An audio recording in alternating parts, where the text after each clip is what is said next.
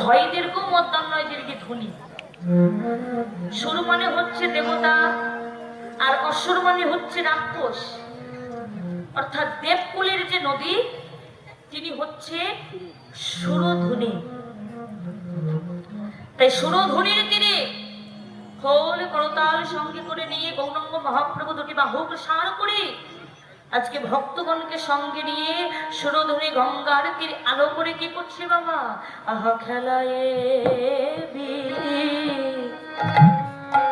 বিনোদ খেলা আমার গোরা বনমালী রে।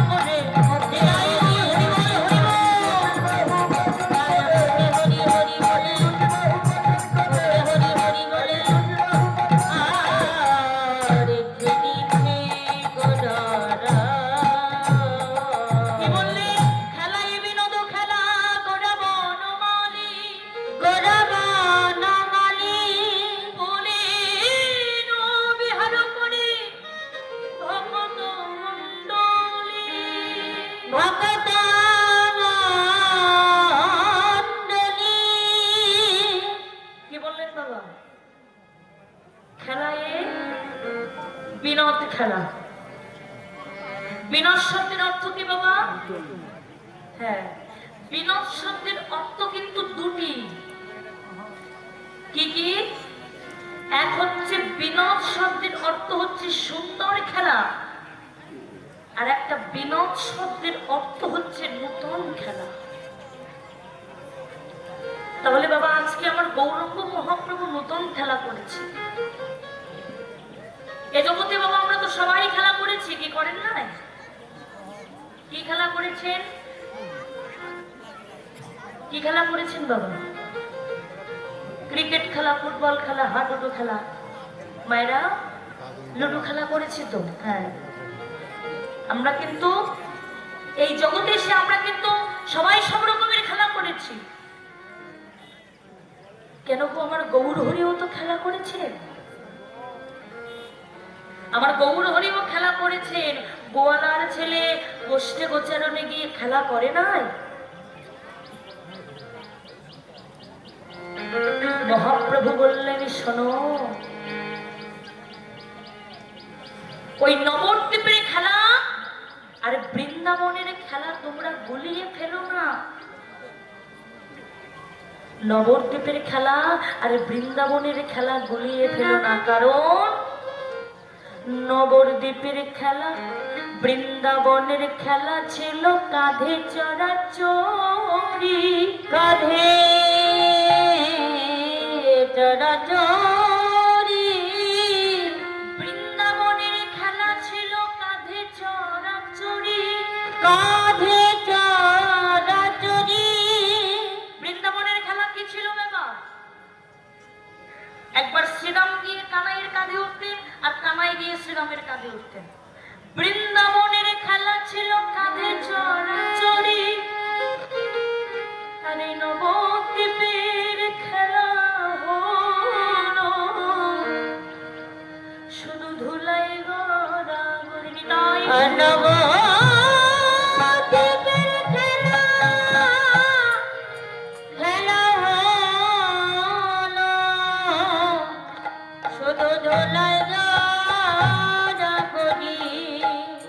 তাহলে আমরাও খেলা করেছি, আমার গৌরাঙ্গ মহাপ্রভু খেলা করেছেন, কিন্তু এই কলিতে এসে আমার গৌরাঙ্গ প্রভু আবার খেলা নিয়ে এসেছেন কেন বাবা? কলিতে এসে গৌরাঙ্গ প্রভু খেলা নিয়ে এসেছেন কেন? এই আমাদের মতো কলিহত জীবের জন্য, এই আমাদের মতো কলিহত জীবের জন্য কিন্তু তিনি নতুন খেলা, হরি নামেরই খেলা নিয়ে এসেছে।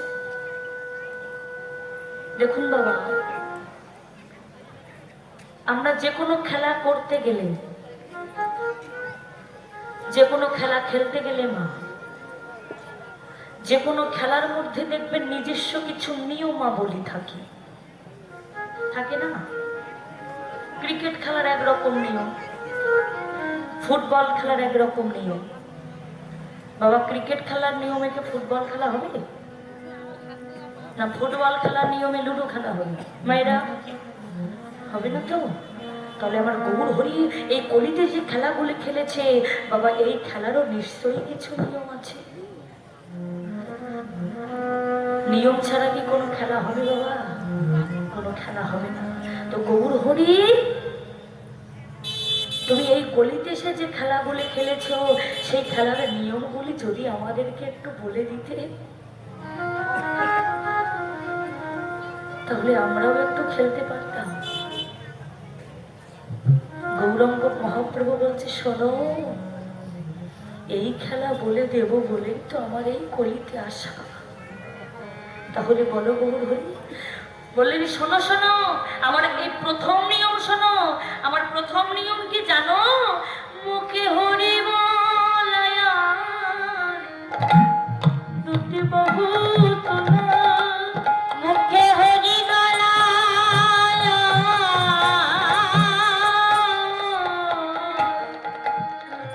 দুটি বাহু তোলা। আস্তে, দেখেছেন? আমাদের গৌরাঙ্গ মহাপ্রভু আমাদের জন্য কিন্তু হরিনামের খেলা নিয়ে এসেছেন। প্রথম নিয়ম কি? মুখে হরি বল বলে দুটি বাহু তোলা। কিন্তু আমরা কেউ হাত তুলছি না। তুলছি কি? কি গো মাইনা, গৌরাঙ্গ মহাপ্রভু তো আমাদের সবার জন্য হরিনামের খেলা নিয়ে এসেছে, তাহলে আমরা কেন হাত তুলবো না? সবাই মিলে বলুন, মুখে হরি বলায়া দুটি বাহু তোলা।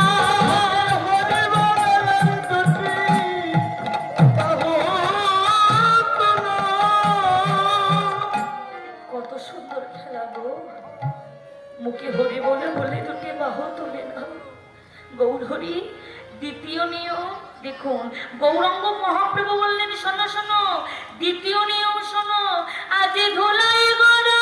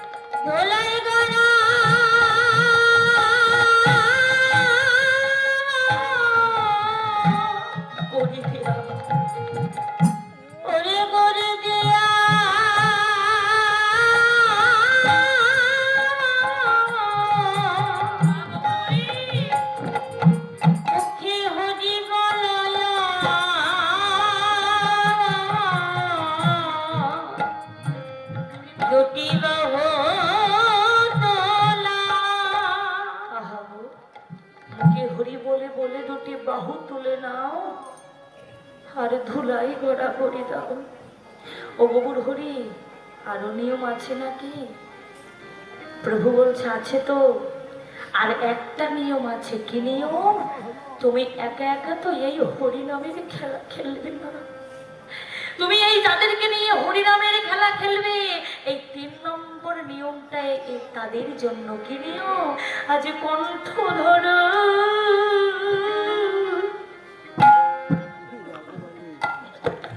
কণ্ঠ ধরো ধরি করো, আজ কণ্ঠ ধরো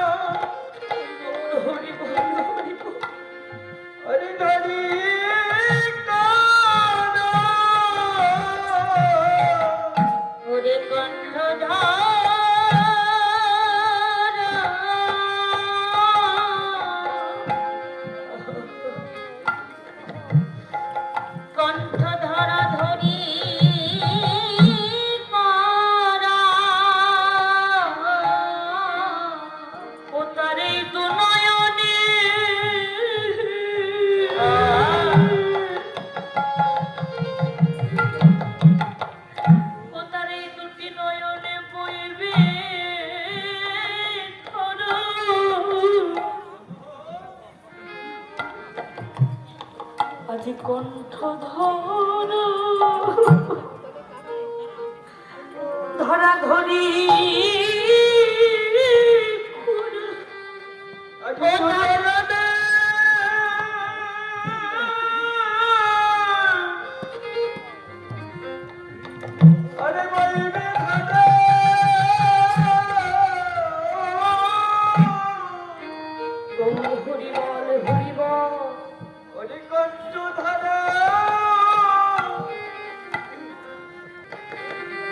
তার জনা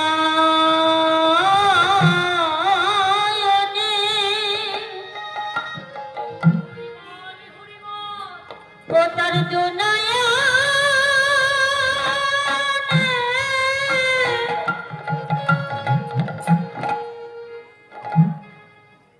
দুনয়নে বইবে ধারা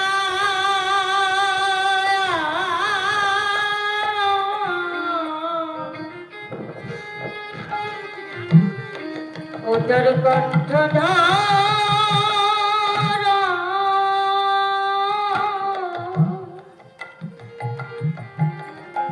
ওই না ধরি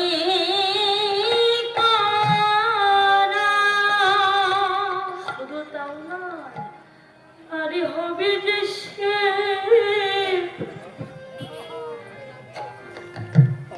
তারা পাগলের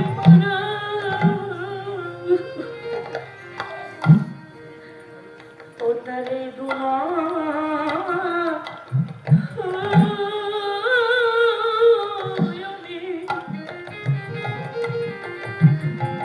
বইবে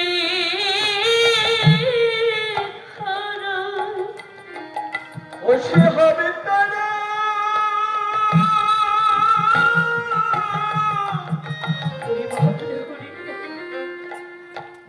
আরে পাগলে পারা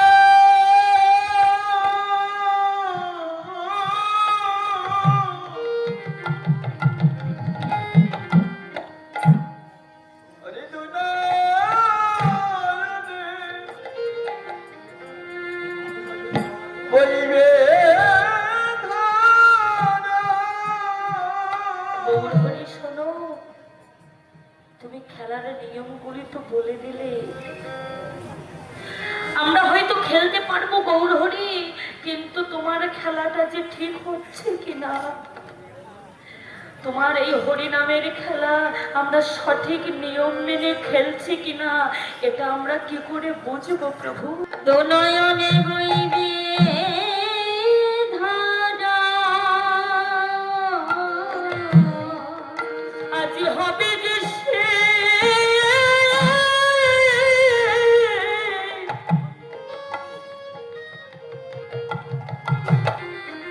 হবে যে সে ঘর ছাড়া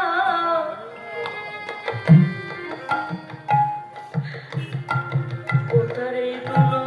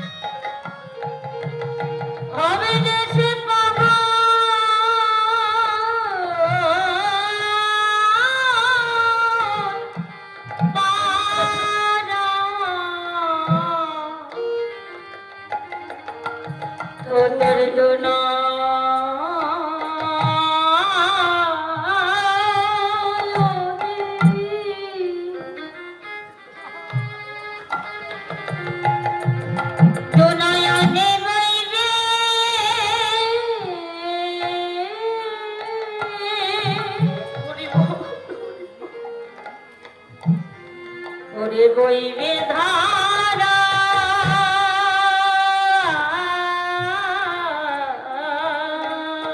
গৌরহরি শোনো, তুমি তো আমাদেরকে খেলার নিয়মগুলি বলে দিলে, খেলতে পারলে কি হবে তুমি সেটিও বলে দিলে। আরেকটি প্রশ্ন প্রভু, এই জগতে আমরা যে কোনো খেলা খেলতে গেলে যে কোনো খেলার মধ্যে দুটি করে পক্ষ থাকে। কি পক্ষ বাবা? যে একদল হেরে যায় আর একদল জিতে যায়। গৌরহরি, তোমার খেলার মধ্যে হার জিতের কি নিয়ম আছে? যদি একটু বলে দিতে আমরা খেলতে পারতাম। গৌরহরি বলেন, শোনো, এই প্রাকৃত জগতের সাথে আমার খেলার কোনো মিল করতে যাবে না। কারণ এই প্রাকৃত জগতে যত খেলা আছে সব খেলাই হার জিত আছে বটে, কিন্তু আমার যে এই হরি নামের খেলা, নতুন খেলা, বিনোদী খেলা, আমার এই খেলায় কেউ হারে না, সবাই যেতে কেউ হারে না, সবাই যেতে সবাই কেউ হারে না, সবাই যেতে। যারা এই হরি নামে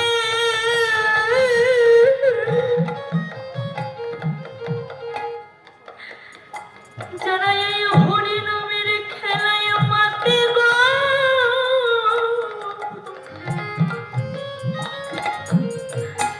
এ খেলায় কেউ হারে না, সবাই যেতে এই হরি নামে। গৌর হরি, এই হরি নামে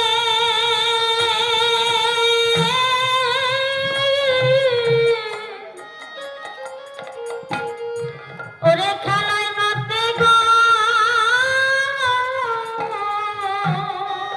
আমার এই খেলায় কেউ হারে না, সবাই যেতে এই হরি নামের খেলায় মাতে। হরি হরি হরি বলে হরি নামের খেলায় মাতে, এই হরি নামের খেলায় মাতে, হরি নামে খেলা মাতে, খেলা কেউ হারে না, সবাই যেতে। গৌরাঙ্গ মহাপ্রভু আজকে এমন একটা খেলা আমাদের মাঝে, নূতন খেলা নিয়ে এসেছি। মহাপ্রভু বললেন, আমার এই খেলা যদি কোনো ভক্ত সঠিক নিয়ম মেনে খেলে, তাহলে সেই ভক্ত এই দুটি নয়ন থেকে তার বাড়ি বিগলিত হবে। আর আমার এই হরি নামের খেলা, এই নূতন খেলা এমন একটি খেলা, এই খেলা যেখানে হয়, যে ভক্ত যদি যেখানে হয় না কেন, কোনো ভক্ত আর যে ভগবানকে ভালোবাসে, যে কৃষ্ণকে ভালোবাসে, সে আর ঘরে থাকতে পারে না বাবা, সে পাগল হয়ে যায়। আজকে গৌরাঙ্গ মহাপ্রভুই আমাদেরকে বলে গেলে, গৌরাঙ্গ মহাপ্রভু নূতন খেলা নিয়ে এসেছে। কেন নূতন খেলা নিয়ে এসেছে? শুধুমাত্র আমাদের মতো এই কলিহত জীবের জন্য। আজকে দেখুন বাবা, এখানে আমরা কত ভক্ত আগমন হয়েছি, কি হয়েছে না? আমরা এখানে কত ভক্ত এসেছি,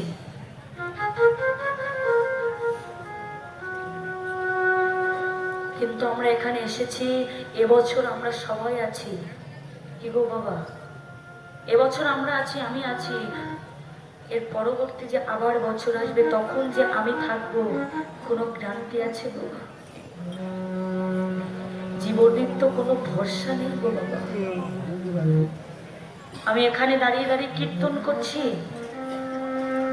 পথে যেতে যেতে অ্যাক্সিডেন্ট করে কোনো কিছু হয়েই আমার মৃত্যু হতে পারে। এই যে আমি এখানে আপনাদের সম্মুখে দাঁড়িয়ে কীর্তন করছি, ওমা, এটাই হয়তো আমার জীবনের শেষ কীর্তন হতে পারে।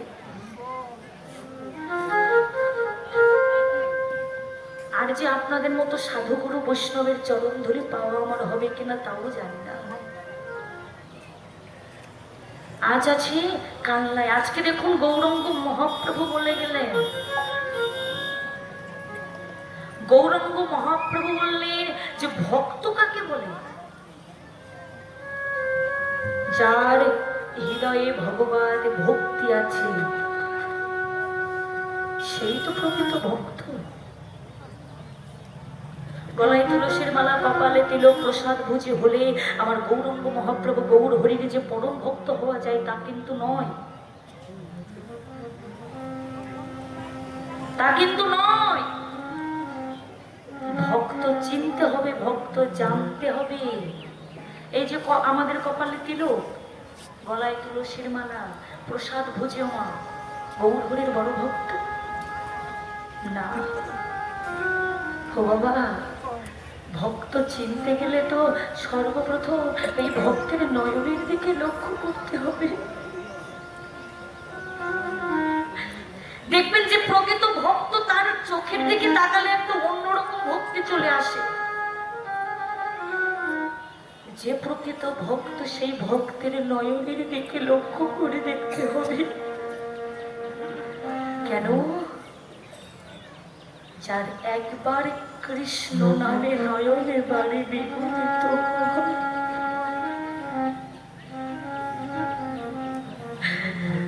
যার একবারে কৃষ্ণ নামে নয়নে বাড়ি বিগলিত হয়, কৃষ্ণ নামে বলার সঙ্গে সঙ্গে যার হৃদয়টা দুলে ওঠে,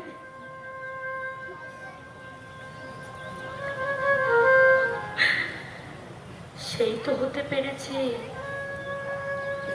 আমার গৌরাঙ্গ মহাপ্রভুর কিঞ্চিত ভক্তের অধিকারী।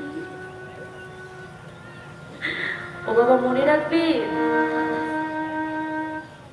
ভক্ত কিন্তু কোনোদিন জোর গলায় কথা বলে না।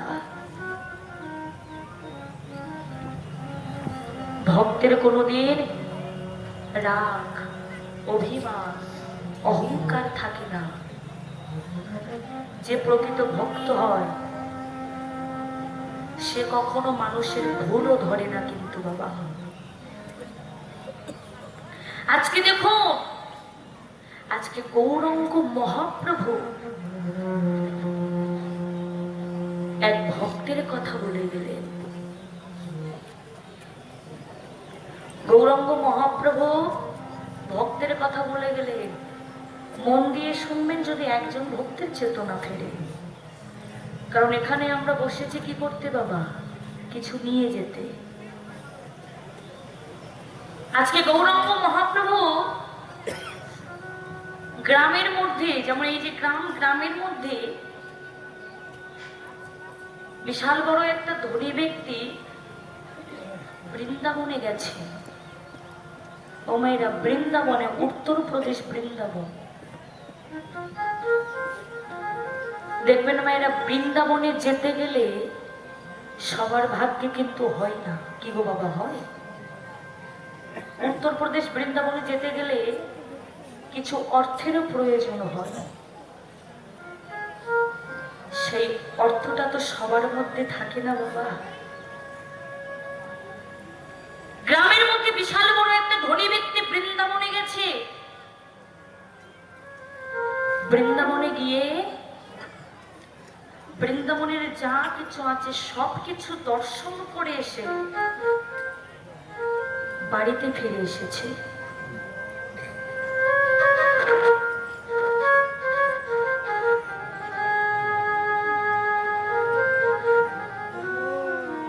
বাড়িতে ফিরে এসেছি। বাড়িতে ফিরে এসে আপনারা যেমন বাবা সাধুগুরু বৈষ্ণব সামনে বসে আছেন আর আমি আপনাদের সামনে দাঁড়িয়ে আছি, ঠিক তেমনই যিনি বৃন্দাবনে গেছে তিনি কিছু ভক্তদেরকে নিয়ে সেই ভক্তদের সাথে আলোচনা করছে। জানো, বৃন্দাবনে আমি গেলাম, কিন্তু বৃন্দাবনে গিয়ে আমি অনেক কিছুই দেখলাম। কি দেখলাম জানো? বৃন্দাবনে গিয়ে দেখলাম মদন মোহনকে, যমুনা, হরির দ্বার, বাঁকে বিহারী, যত কিছু আছে আমি সবাইকে দর্শন করলাম। কিন্তু বৃন্দাবনে গিয়ে আমি যে আমার ওই বাঁকে বিহারীকে দর্শন করেছি, তুমি জানো বৃন্দাবনে গিয়ে বাঁকে বিহারীকে দর্শন করেছি, সে যেন কি শশী, সে যেন কি একটা কালো শশী দাঁড়িয়ে আছে হাতে বাঁশি নিয়ে, গলায় আছে বনফুলের মালা, চরণে সোনার উপর, কপালে তিলক, মাথায় চোরা, কোমরে ধুতি, আমার কালো শশী যেন কি সুন্দর দাঁড়িয়ে আছে। যিনি বৃন্দাবনে গেছে মা তিনি বর্ণনা করছে, ভক্তরা বসে বসে শুনছে। যেই না বৃন্দাবনের বর্ণনা করা হয়ে গিয়েছে, সামনে তো সকল ভক্ত শুনছে, তার মধ্য থেকে সামনে বসে বসে এক বড় কাঙাল ভক্ত শুনছিল। ও মায়েরা, চরণ ধরে বলবো, কেউ কথা বলবেন না। এই ভাবের সময় যদি হাসাহাসি করেন এই ভাবটা নষ্ট হয়ে যায়।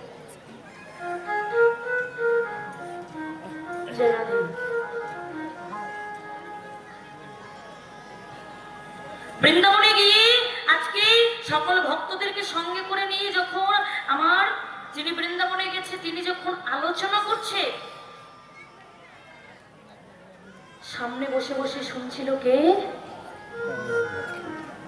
এক বড় কাঙাল ভক্ত। সেই ভক্তটি ছিল বাবা একটা ঋষির ছেলে। ঋষির ছেলে সবাই যখন চলে গেল, ঋষির ছেলেটা বসে বসে মনে মনে ভাবছে, হাই রে, ওই আমার ব্রজেন্দ্র নন্দন কৃষ্ণ বাঁকে বিহারী, তার যে কত দুঃখ। তার হাতে আছে মোহনবাসী, চরণে সোনার নূপুর, গলায় বড় ফুলের মালা, সবকিছুই তো আছে। আমার বাঁকে বিহারী কৃষ্ণ, তার তো কোনো কিছুর দুঃখ নেই। কিন্তু আমার বাঁকে বিহারী, সে যে নবলক্ষ প্রধানকে সঙ্গে করে নিয়ে সে যে সকলকে সঙ্গে করে নিয়ে উঠে যাই খেলা করতে, সকলকে নিয়ে যাই খেলা করতে। কিন্তু কই আমার ওই বাঁকে বিহারী কৃষ্ণ তো সবই কিছুই আছে, কিন্তু তার চরণে তো এক জোড়া জুতো নেই। আমার বাঁকে বিহারী কৃষ্ণ, তার কত দুঃখ।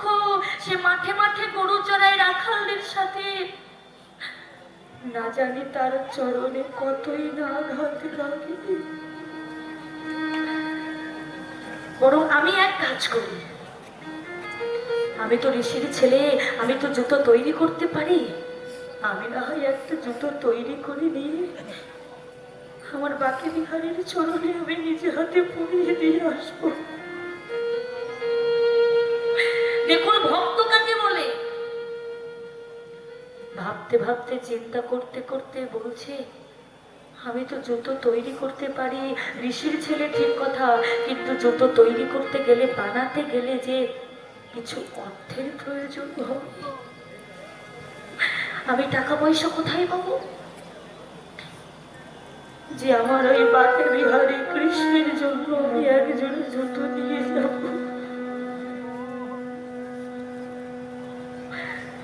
মায়েরা চিন্তা করতে করতে ভাবতে ভাবতে বলছে, আমি ভাবছি কেন, আমি কিসের জন্য ভাবছি? আমার অঙ্গের যে এই বহির্বাসটা আছে, অন্তর্বাস না, বহির্বাস, এই বহির্বাসটা একটু ছেড়ে নিয়ে, একটু কেটে নিয়ে আমার বাঁকে বিহারীর জন্য আমি এক জোড়া কাপড়ের জুতো তৈরি করে নিয়ে যাব। এই বলে যত্ন সহকারে আমার বাঁকে বিহারীকে দেবে। কত যত্ন করে আমার বাকি বিহারের জন্য জুতো তৈরি করেছে। কিন্তু কিন্তু কত দূরে বৃন্দাবন, কিন্তু কত দূরে গেলে আমার বাকি বিহারীকে আমি দেখতে পাবো আমি তো জানি না।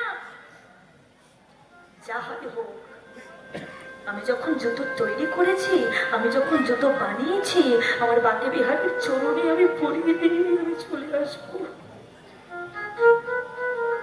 ও বাবা, ঋষির ছেলে পায়ে হেঁটে হেঁটে যাচ্ছে, যাকে দেখা পাচ্ছে তার কাছে শুনছে। হ্যাঁ গো,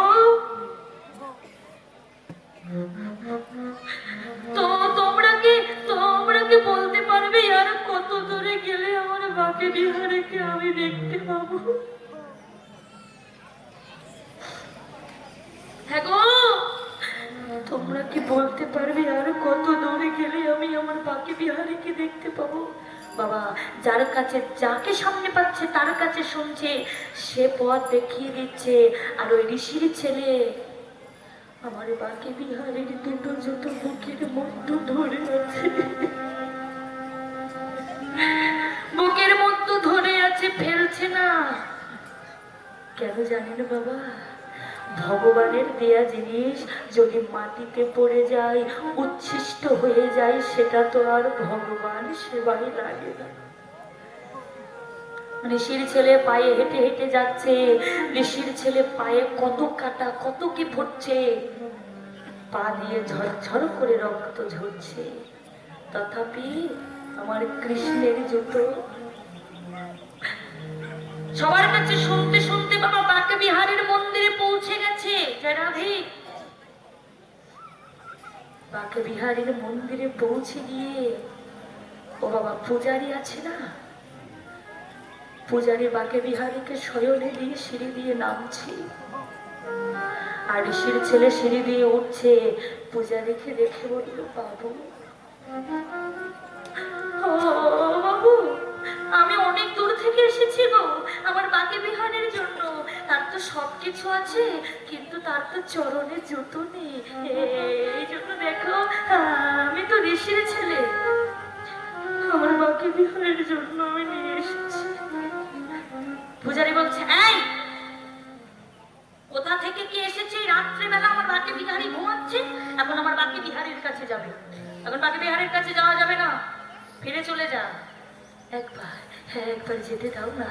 একবার ছুটে গিয়ে ঋষির ছেলে সেই পূজারীর পা দুটো জড়িয়ে ধরেছি। একবার পূজারী বলছে, পা ছেড়ে দে, পা ছেড়ে দে, পা ছেড়ে দে বলছি। মানলো আর কি পায়ের লাথি। ঋষির ছেলে সিঁড়ি দিয়ে গড়াতে গড়াতে যেই না নিচে নেমে পেরে পড়েছে, চিৎকার করে বাঁকে বিহারীকে ডাক দিল, বাঁকে বিহারী, বাঁকে বিহারী,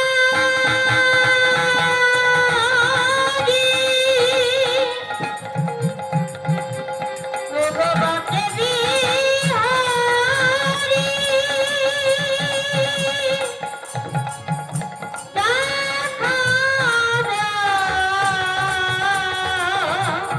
বাঁকে বিহারী,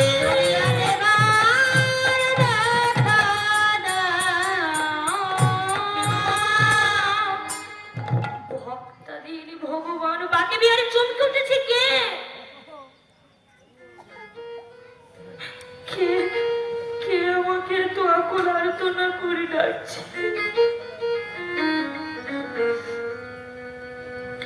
কার মনে এত আকুলে বিকুলে হচ্ছে? বাবা, একদিন শ্রী শ্রী রামকৃষ্ণ পরমহংসদেব নরেনকে ডেকে বলেছিল, নরেন, তুই না বারবার বলিস ভগবান নেই, ভগবান নেই, বলে ভগবান নেই তো। এই নরেন, তুই দেখবি ভগবান আছে কিনা? বলে, হ্যাঁ আমি দেখবো। কি করেছিল? নরেনকে ধরে নিয়ে একটা পুকুরে গিয়ে পুকুরের মধ্যে চুবিয়ে ধরে রেখেছিল, ছাড়ছে না। কিছুক্ষণ পরে ছেড়ে দিয়েছে, নরেন একেবারে হাঁপিয়ে উঠেছে। ঠাকুর, আমি তো এইবার বুঝলাম এই জন্য লোকে তোমাকে পাগল বলে। বলছে, কেন?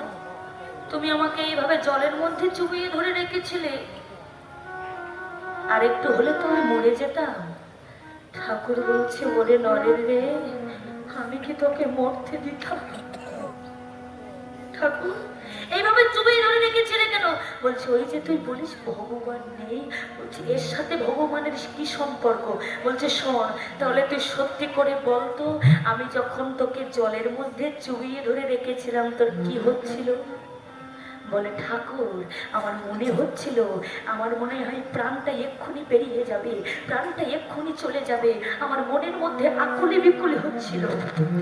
বলছি ওই তো ভগবান দর্শন করতে গেলে কোনো ভক্তের হৃদয়ে যদি আকুলতা আসে, ব্যাকুলতা আসে, সেদিন দেখবি ভগবানের দর্শন নিজে ইচ্ছাই তোর হয়ে যাবে। চিৎকার করে যখন বাকে বিহারীকে ডাক দিয়েছে, বাকে বিহারী কি করেছে? বাকে বিহারীর রূপ পরিবর্তন করে একটি বালক রূপ ধারণ করেছে।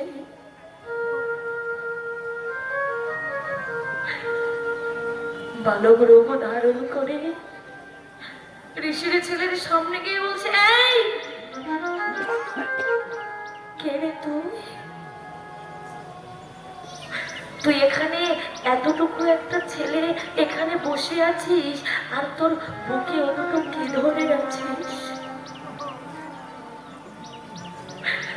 বাকে আজকে ঋষির ছেলে বাকে বিহারীকে, আমার ঋষির ছেলে ওটা যে বাকে বিহারী তা তো বাবা জানে না।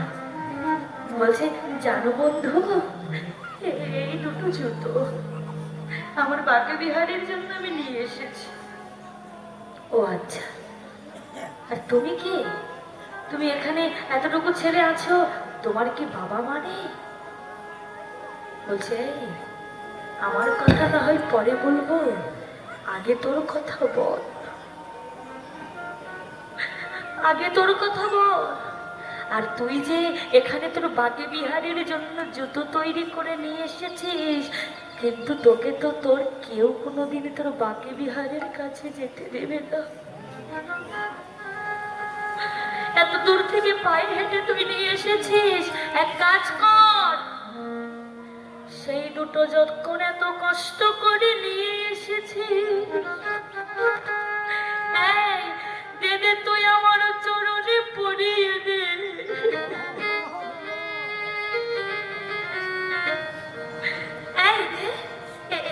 এই আমার চরণে পরিয়ে দে। কি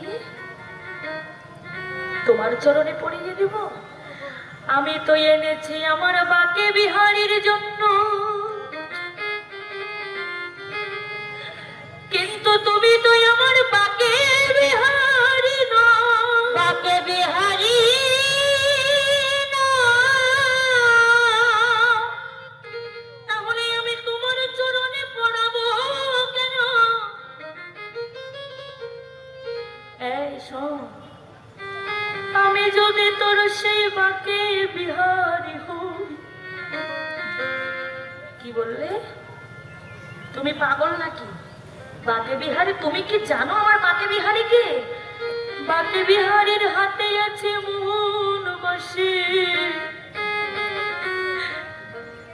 তার যে চরণে আছে সোনার নূপুর, গলায় বন ফুলের মালা, কোমরে ধুতি, কপালে তিলক, মাথায় চূড়া। তুমি তো আমার বাকে বিহারী নও। আর শোনো, তুমি যদি আমার সেই বাকে বিহারী হও, একবার তেমনি করে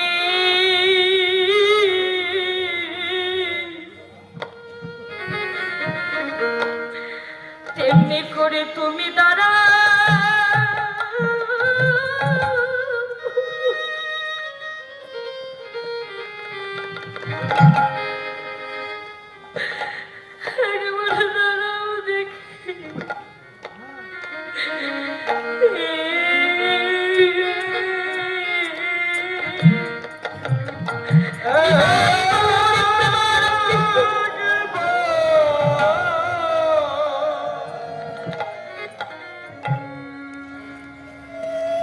একবার তেমনি করে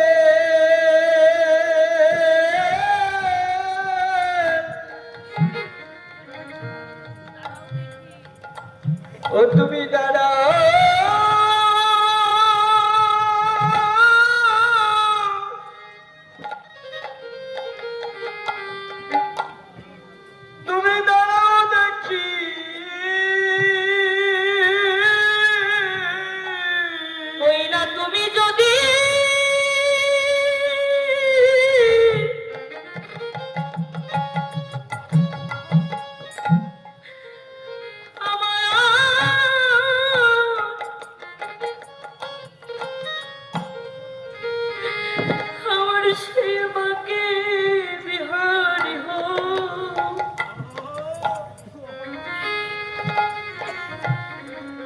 আর তেমনি করে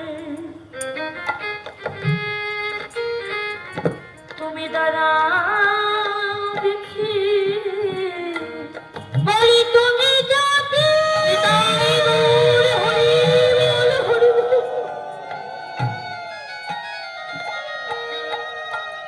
ওই না তুমি যাও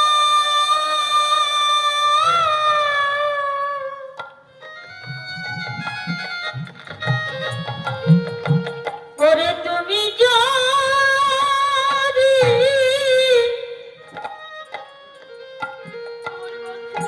আমার বাকে বিহারি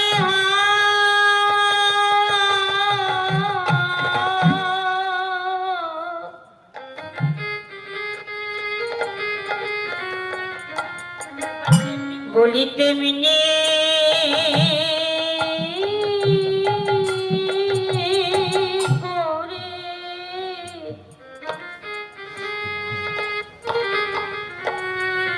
তেমনি করে দাঁড়া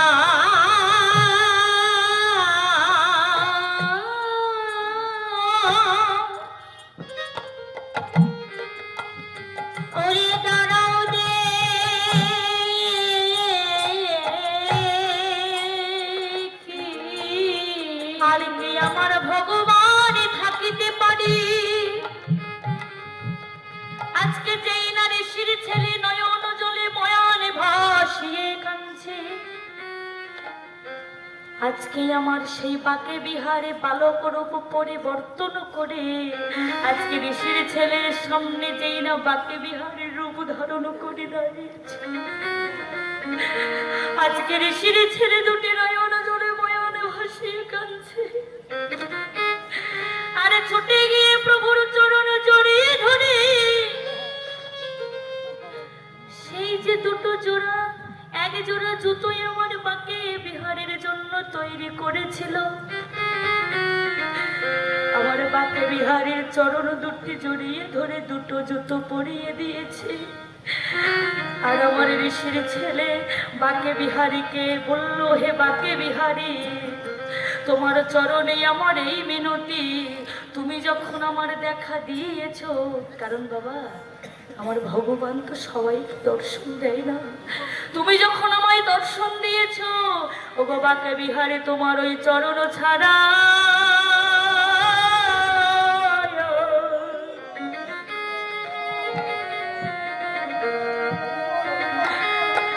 তোমার ওই চরণ ছাড়াই আমার কোনো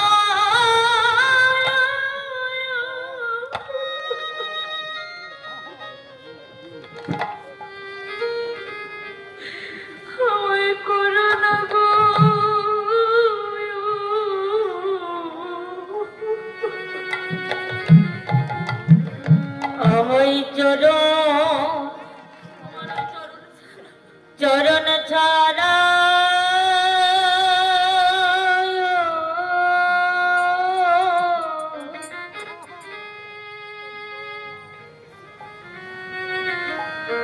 চরণ ছাড়া গুরু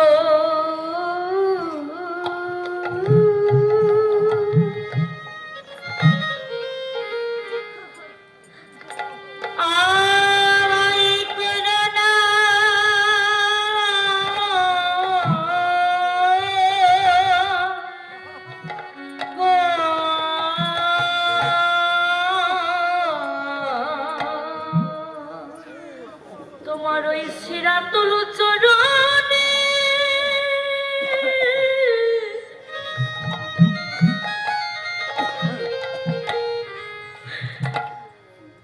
আমারে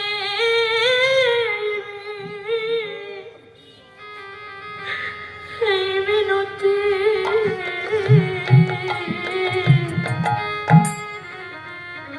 ও বাকে বিহারী তোমার ওই চরণ ছাড়া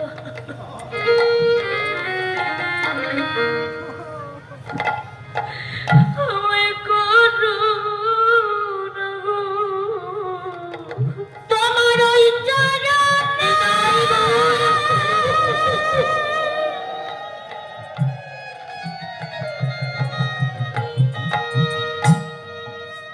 তোমার ওই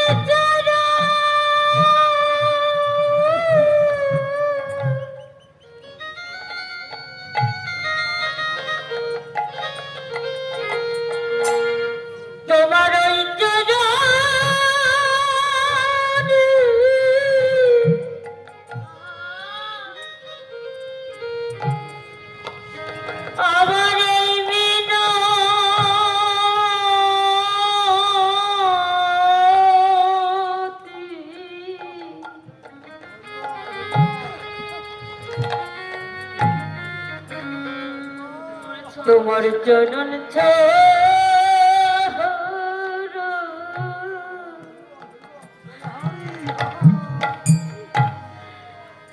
চরণ ছাড়া করো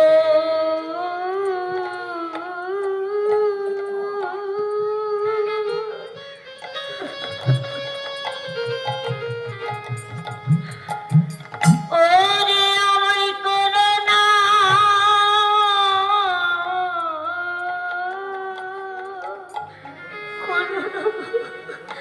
ওই না করো না বলো প্রভু তোমার ওই চরণ ছেড়ে আমি কোথা বা যাব প্রভু তোমার চলে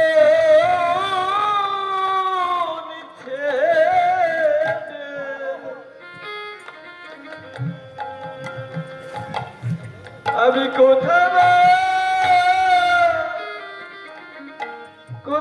যাব তোমার চরণ বড়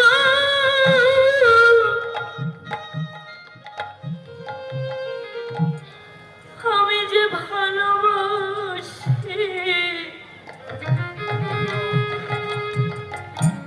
বলো প্রভু তোমার চরণ ছেড়ে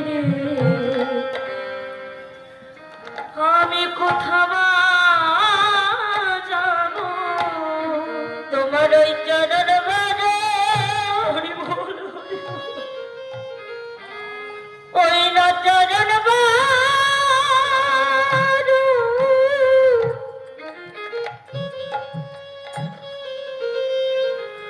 ওরে আমি ভালোবাসি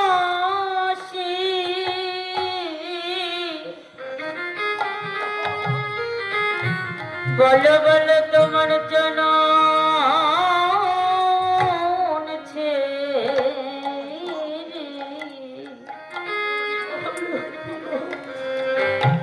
বলো কোথা বা যাবো? ওগো গৌর হরি এ জন্মে তো তোমার চরণ পায় আমার ভাগ্যে হলো না তাই তোমার শিরাতুল চরণে আমার এই মিনতি কি মিনতি জানো তুমি আবার যদি পাঠাও দয়া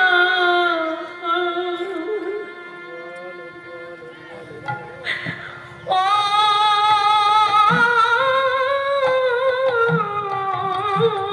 দয়া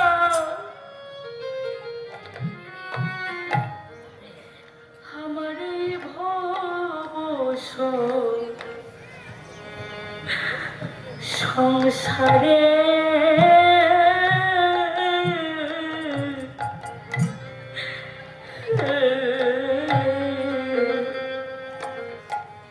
আবার যদি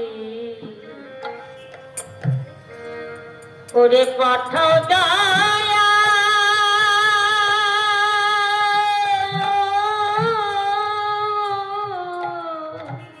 আমার এই ভব সংসারে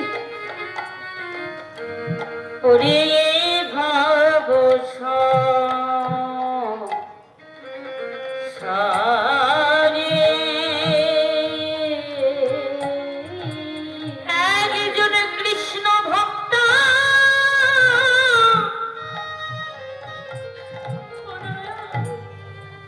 হয়ে মায়ের গর্ভে তুমি আমায় জন্ম দিও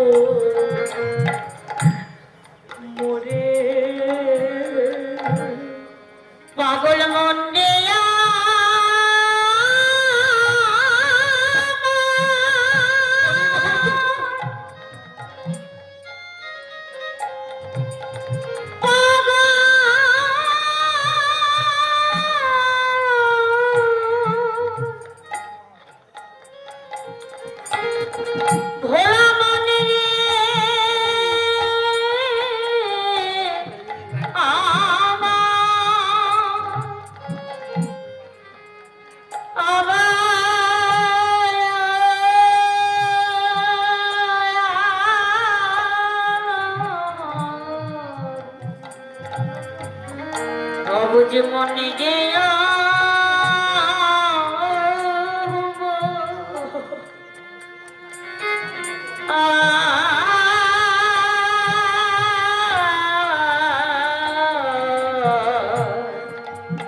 পাগল মন রে একজন কৃষ্ণ ভক্ত ওই মায়ের গর্ভে জনম দিও মোরে ও দয়া যেন মায়ের কোলে বসে দিবানিস না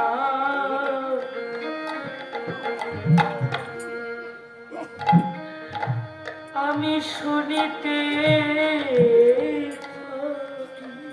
হরি পায়ের কোলে বসে না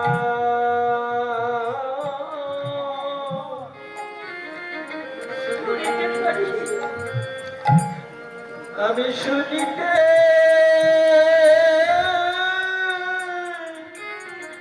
শুনিতে পারি আমি শুনিতে পারি তুমি আমায় যে কুলে জন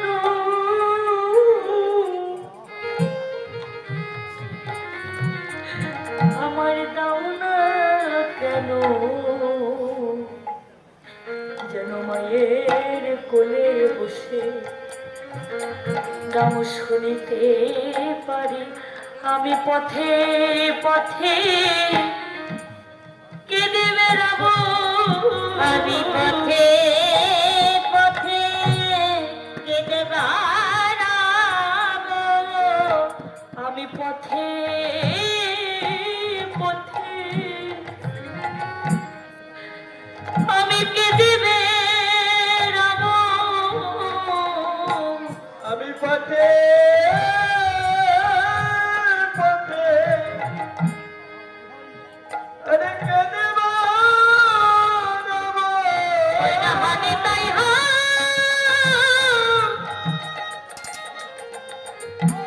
হানে তাই হাকুর বলে আমি পথে পথে পথে কেঁদে বেড়াবো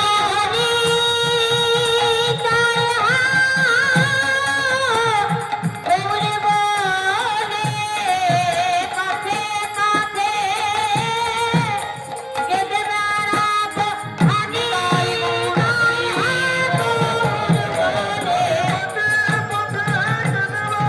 ওরে হানি তাই হাকুর বলে হরি হরে তাই হাওয়া ওরে গৌরবা